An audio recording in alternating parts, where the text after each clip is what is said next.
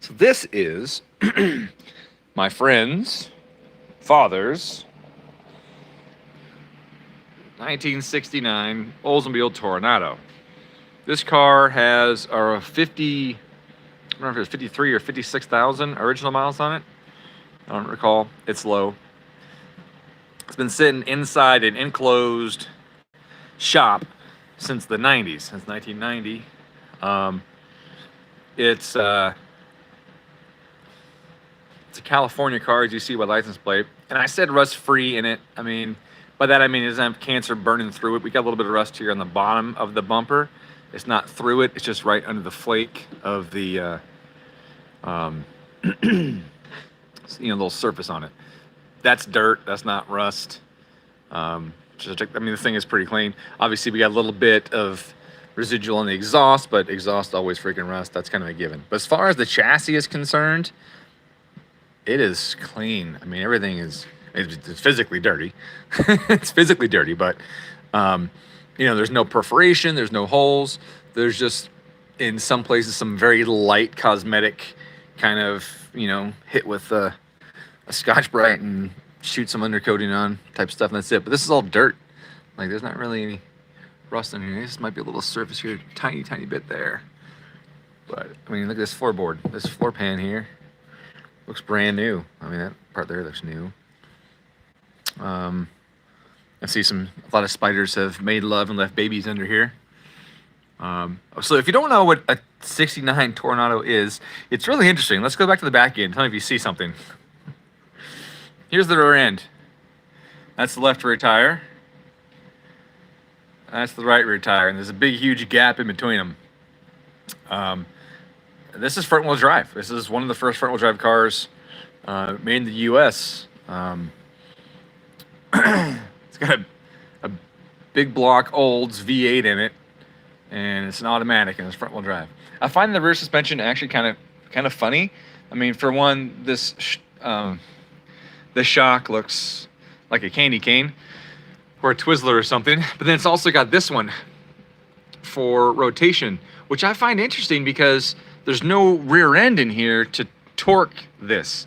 So the only torque front and rear is just by the moment produced, the swinging moment by the leaf springs. So you'll see it's on a pivot point here, and then we got the shackle, and the shackle flexes, right, as it goes up and down. So as the spring compresses, the spring gets flatter, and the shackle should swing outward. So it really pivots on this plane a little bit, which is where that guy comes in. But it's just interesting that we have two different angles that we're compensating for. They're both similar, right? This one is more wheel travel, and this is rotation.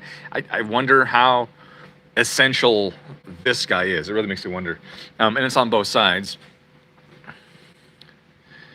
I don't know if it's just for like heave or what, but I find it very interesting that they have this strut in there or a shock in there for a rear end that doesn't twist by anything other than bump, which is pretty crazy. Oh yeah, the bump stop. It's not even the axle, right? It's like, yeah, I mean, you can see it has hit it. So there's definitely impacts from it. Whether it was from when I got off the trailer or what, or if these springs are sacked out. It looked like it's set at a normal, reasonable ride height. So let's go forward to where the moneymaker is. This is really interesting. Now, it's a 69. Like I said, it's original. It's pretty much all original, with very few exceptions. And so as such, we see some natural decay of rubber. You see the boots torn on the CV. Excuse me, just had some chips. Good. So we get the normal, rubber decay. And we got some leaks, some mild leaks. Here's that's 2 weeks of sitting here in my shop. A little bit of coolant, a little bit of trans fluid. No engine oil though.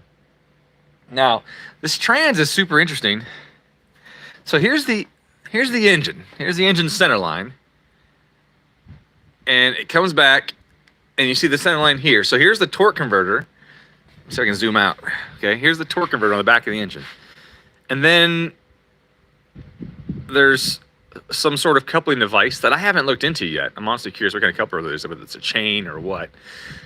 And then the guts of the trans are all here. This pan looks like a 350 pan almost. And then the transmission goes forward to the differential here. And the differential goes out to the wheels. Now, this is a big long shaft right here. They have a cutout oil pan for the shaft to go across. Look at the size of that CV on this thing. It's gigantic. I guess technically that's a DOJ and the CV is on the outside. So look at the size of the DOJ on this thing.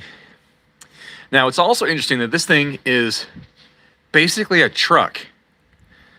It's almost like a truck chassis in here because I have torsion bars, long torsion bars for the front springs, control arms.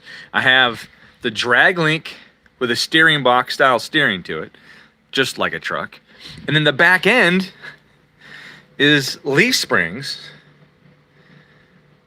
And they have just this solid cradle across the back. Instead of having control arms come down or any sort of anything like that, right? They didn't. They just boxed it together with this giant beam, like the front end of, say, like a 57 Chevy truck or something like that, or it's just a two-wheel drive version, just a big beam that goes across. Usually you'd have kingpins in here and stuff on something like that, but it's really interesting, you know, what they were thinking of in the 60s. Let me check these messages here. Hope you had a decent Thanksgiving. Hey guys, I appreciate it. Thank you very much. Thanksgiving was good. It was a little whirlwind because I drove across the state, hung out with some friends, stayed the night, then had Thanksgiving on Thursday, and then stayed one more night, and then drove home the morning on Friday. So it was a little quick, and you know, it's 6+ hours each way on the road, but it was a good time. It's good to see people and good to get out of the house and ignore the car stuff a little bit. I hope you all had a good time as well. I obviously ate way too much. I did what I usually do. I baked some stuff, made some cookies, made the whipped cream. I really like making whipped cream myself instead of just buying the stuff. It just tastes better, and you know exactly what's in it. Vanilla extract, some sugar, heavy whipping cream, good to go. Let's see.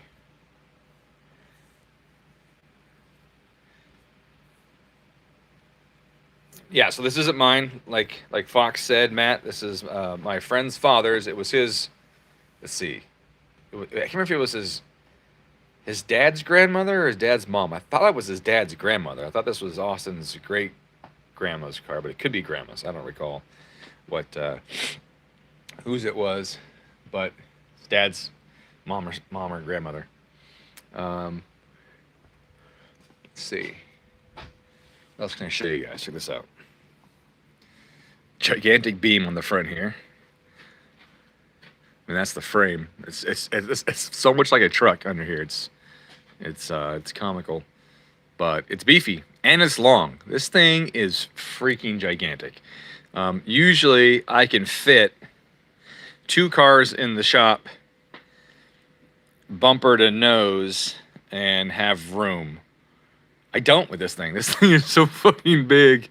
I can't fit the STI behind it with this on the ground. There just isn't quite enough room behind it with this thing down to get the STI in here behind it. And the STI is not very long, right? I think the RS might be able to fit. Might. I'm gonna bring it down now. Let's bring it down. Look at the top side. So, and that's road grime. That's not rust. That's grease. Maybe from a boot or from road grime. But this is all really good. It's really good. So let me. This is the worst part I hate. Undoing the locks under the car, and then walking under the car some more to undo the other lock. I just, I don't know. I like the remote lock remover activator shit, so you don't get a card dropped on you, personally. I think that's my first swear word in this stream.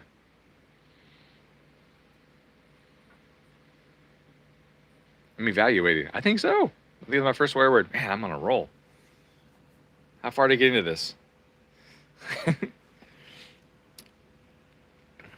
Currently, it does not run. The carburetor. My friend's like, hey man, I need to get my grandma's car running or whatever it was, and can you help me out? I was like, sure, let's take a look.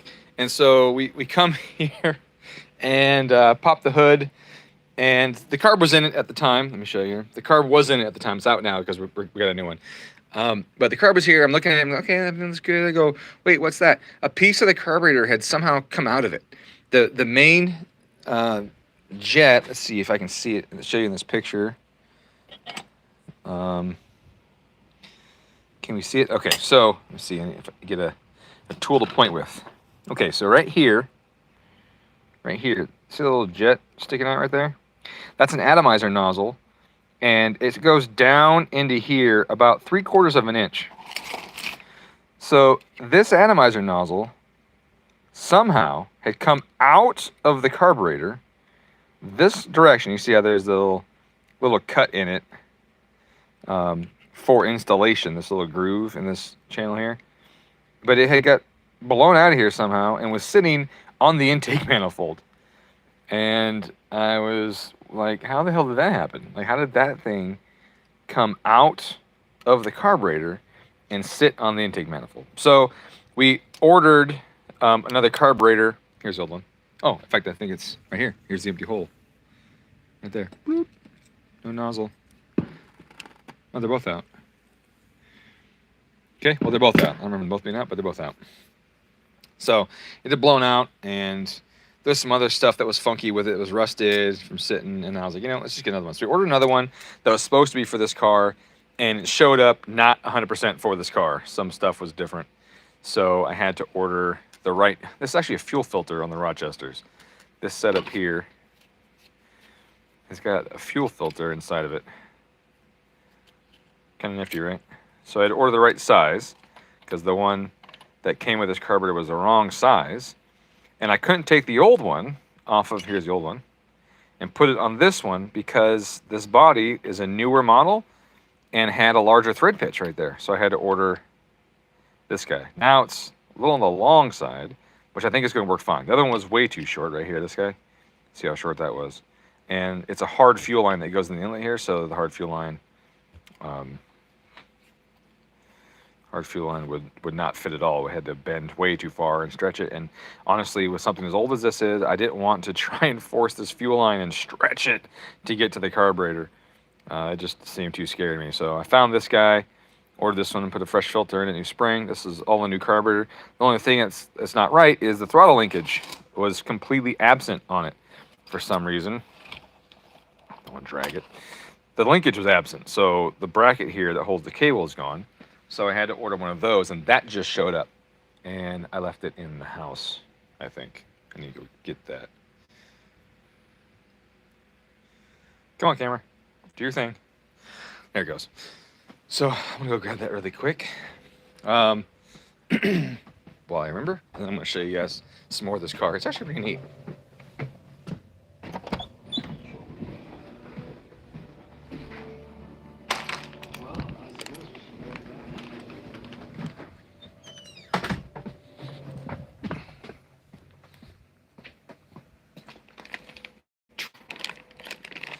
So this bracket here, it bolts on right there. Bloop. Not that direction, but like this. Yeah, like that. And the throttle linkage will stick to that. So that's good. That's another step down. After that, this thing should run because the spark plugs were replaced. I'm pretty sure they were replaced if I recall correctly. We did that already. Yep, it's got some fresh plugs in it. Oil was changed. We drained the gas tank, which took forever. That took so long to drain the gas tank because my siphon hose wouldn't get all the way to the bottom for some reason. So I had to use a vacuum pump bleeder thing out of this little teeny nozzle. So we stuck this hose way down in the tank and sucked the fuel out of it. And I would have just drained it from like the rubber hose coming out of the tank. But the rubber hose coming out of the tank is like a few inches long and disappears in the frame rail, and I didn't see where it went in the frame rail. And I'm like, there's no way I'm going to pull this hose off the tank, and it's not going to split. if it splits, I don't know what's it's going to take to replace it. So that wasn't the risk I wanted to take. I just said screw it. We undid the gas cap, which is under the license. No, my Pontiac under the license. This one is just a little door at the back of the trunk right here. Is it up or down? I forget. Come on. Okay. Wow, it's like really stuck.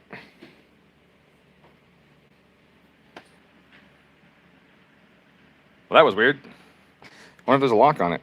There it goes. There it goes. My finger just wasn't in there. So, here's the... Wow, that spring is still really good. Well, so that spring's got lots of tension on it. So we undid the gas cap. Wow, that's got some tension. And, and sucked it out from the top, which was a bit of a pain in the ass. I saw a question pop up. Let me get that in a second.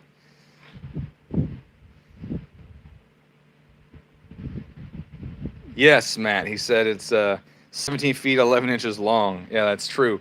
My 1973 Pontiac Grand Am 4-door with the 7.4 liter and stuff was 17 feet 8 inches long.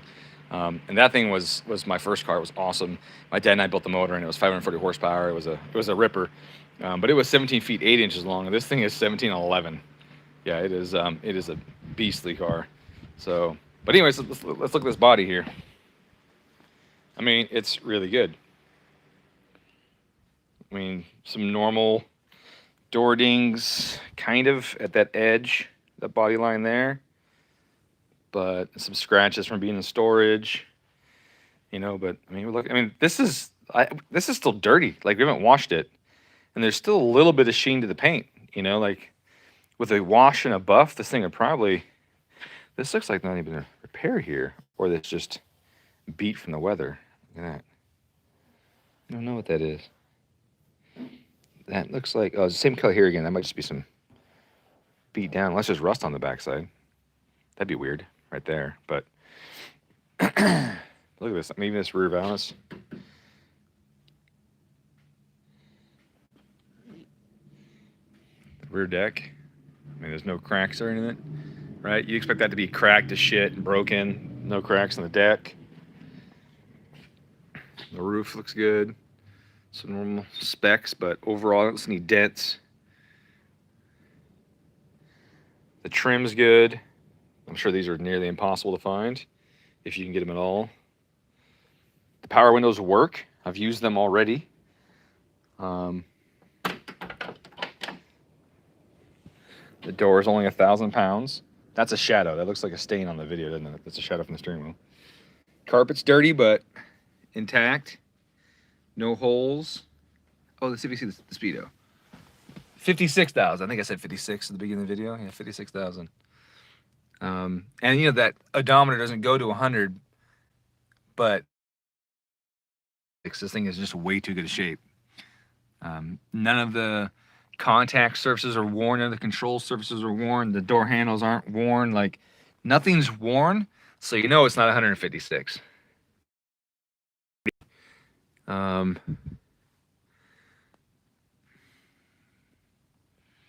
All the buttons look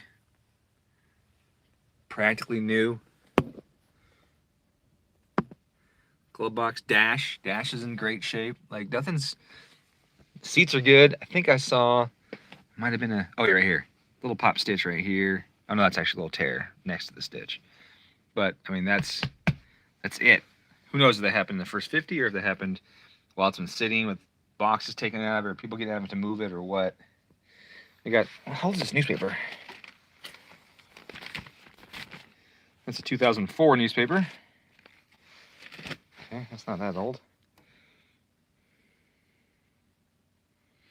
What is this? Looks like a cup holder. Is that a speaker in the middle there? Looks like it is. Even these quarter windows roll down. They're power quarter windows. But, as is expected, the rubber's a little hammered in some spots. The rubber's dry and hard.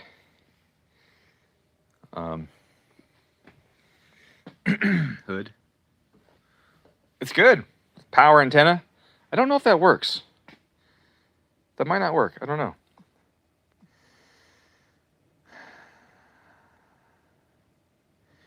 When first sold, they came with a captain's hat. That's funny. I have a 65 Mercury Monterey with 67,000 miles.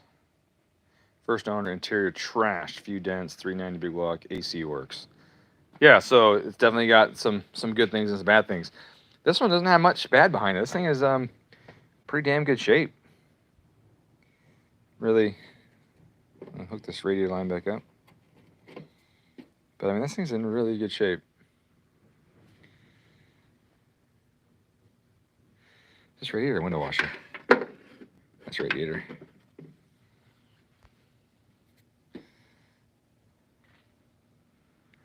So my goal for today is to put the carburetor back on it, get the linkage set up, and get everything hooked up. Try and put some fresh gasoline in it. I'm going to start just by putting some directly into the carb through the vents. And then see if it starts. It does have the ATF leak that you saw. It does have a little bit of a coolant leak. And the coolant leak appears to be from the freeze plugs. The freeze plugs have rusted. And it looks like two of them are rusting through a little bit.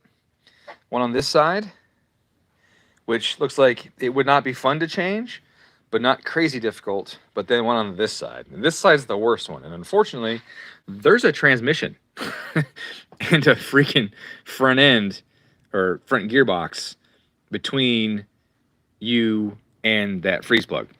So that part's a bummer. That one's going to be a twat to do for sure. So I will not be doing that. I don't think the owner should do it, honestly. I think he should just let the new person know, hey, it's got this coolant leak from these two places. It needs some new rubber. You know, it's got ATF leaks, but everything is solid in this thing. And it runs. You know, once you get the carb on here and fire it up, it should run. It ran in the 90s. Hopefully nothing's stuck. I'm pretty sure the owner had turned it over already with a big breaker bar to see if the cylinder is moved. I told the son to pull the plugs out, shoot some cleaner in there, or some cleaner, some lubricant in there, put the plugs back in, and let it sit and turn over by hand with a wrench. I think he did that already. I'm going to do it once just to see if it's turning over easily, and then we'll fire the thing up. So if it runs, and we know that mechanically it's sound, it's probably going to have a flat lifter. If it's got hydraulic lifters, it's probably going to tap like crazy. It's been sitting for so long. Who knows? Who knows what we're going to get when we get this thing fired up. But I'm going to start it, make sure it runs. Let's do it. I'm going to run it for like a minute or two and shut it off. I don't want to pressurize the cooling system because I don't want to push a freeze plug out. Right now, if I can get it running, the new owners see, yes, it runs, it sounds good, there's no catastrophic damage in it, then they can fire it up, drive it on the trailer, take it home, pull the stuff apart on the bottom that needs to get replaced with the rubber and all of that, fix the freeze plugs, and have themselves a car that's, you know, ready for auction or whatever. I don't think that the current owner should bother with that right now. Because I think a lot of this stuff is expected that we're seeing from a car that's been sitting this long. But overall, I think she's good. Wonder if the valves have been exchanged for unleaded. Probably not. Although, that being said, I did notice that these heads are painted and the block is not. Now, that wasn't uncommon, but I did find it interesting that the heads are painted and the block is not. And I saw something else that made me think that the heads have come off this car. What was it? I saw something the other day and I was like, you know what? These heads might have been off. So they may have done that. Now that you say that. What else did I see? Fudge. I can't remember.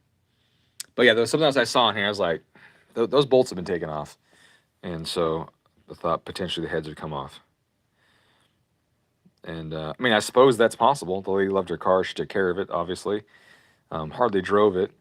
It's possible that she had the valve swapped out, but who knows?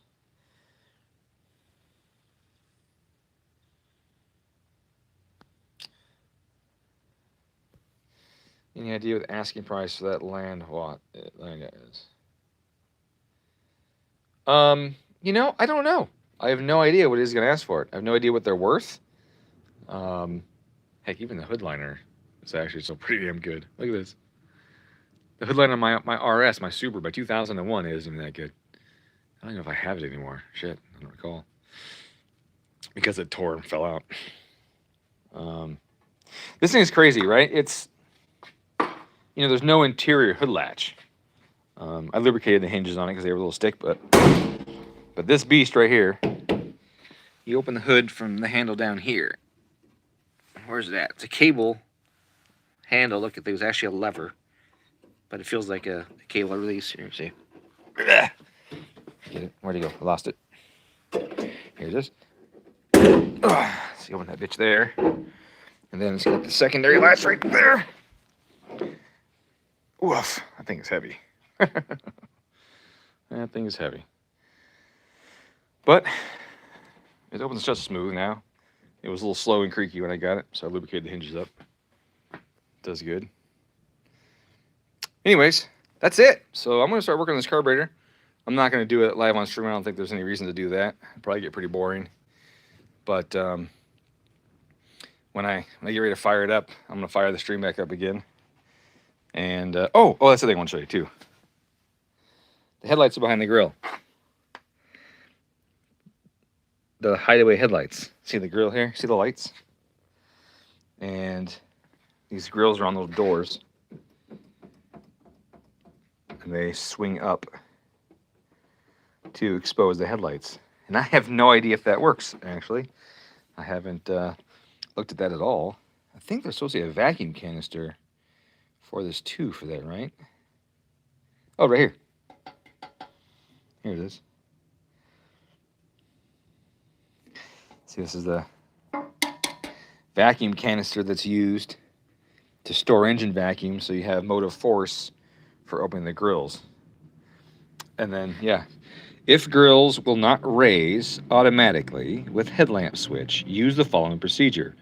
Remove the hose from this tank, raise the grills manually by lifting at inner edges until a loud snap is heard. This engages the manual safety lock. Then replace vacuum hose. Interesting. So the loud snap that you hear when you pick up is supposed to be there, unless, of course, it's the grill breaking off because it's old as dirt. But yeah, pop this hose off, which makes sense. I want to make sure there's nothing locking the air in here, and then you lift up from the middle like it shows in the picture here. Grab right here and here, and you lift the grills up and bring them open to expose the headlights that are hiding behind them. That's pretty cool. Well, once I get this thing running, I will give those headlights a shot and see if they work. All right, let's see. Any more questions before I close this down?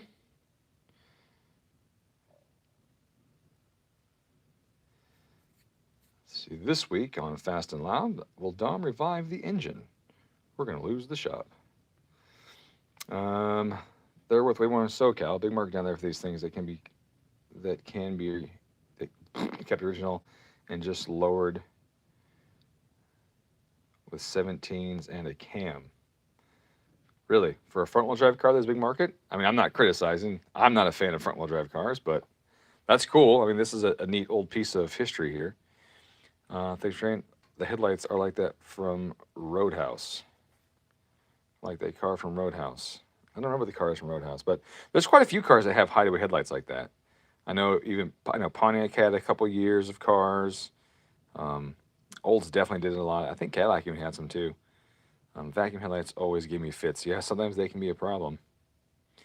Just old boats that sound good. Yeah, you know, and this one too, like this one's in such good shape, especially with the light colored leather interior and stuff. I bet that there's people that would dig the shit out of this.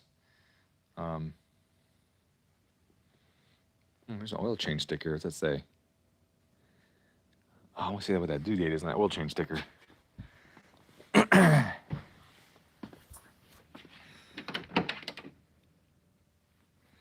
Body by Fisher. Remember that, my old Pontiac. This doesn't have a year. It just says 6/24.